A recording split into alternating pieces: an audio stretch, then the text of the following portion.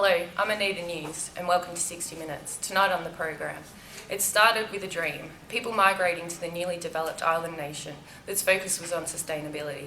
It's now in a state of emergency, with the habitats and vegetation being destroyed by the new Prime Minister. Prime Minister Hans-Stoppable of the island nation initially won the people over with promises of a sustainable future. Once elected though, the people started to get a glimpse of the real Prime Minister. Here we are on location with agricultural scientist Sally Green. Sally, how has the Prime Minister's actions affected the way you do your job? I was told when I accepted this role I'd be able to make a difference. I'm passionate about my work, but since Hans Stoppable was elected Prime Minister, it's all gone pear-shaped. Due to heavy logging, we have now lost some of our native trees, including the rusty fig and black walnut.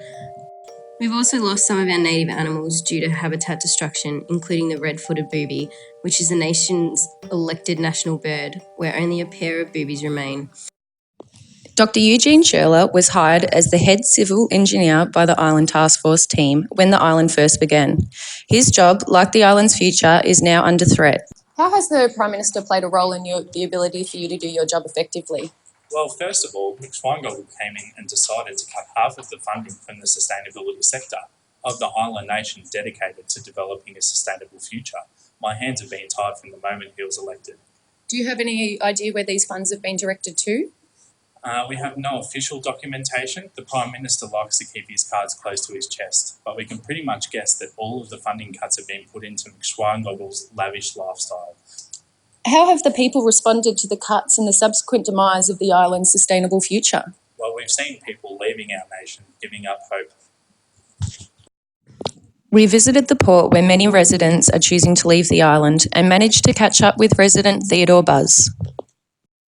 So why have you decided to leave the island? Mr. Hans has left nothing for me and my family to make a living. What do you do for a profession? I used to be a beekeeper. That's all I ever wanted to be. And now I can't be a beekeeper because the bees are all gone. The bees' habitat has been destroyed. That's devastating. There's nothing else you can do on the island? Well, I'm an avid bird watcher. It's my favourite pastime. The red-footed boobies were my favourite. I love booby watching. My wife thinks I'm a booby fanatic, but I just think they're beautiful to observe. Rival Prime Ministerial candidate Sebastian Fernandinho, who lost the election in controversial fashion to McSwangoggle several months ago, has been alleged to be starting an uprising. We thought we would interview him to discuss his position. Sebastian, what would you have done differently to Prime Minister McSwangoggle if you had won the elections? Everything.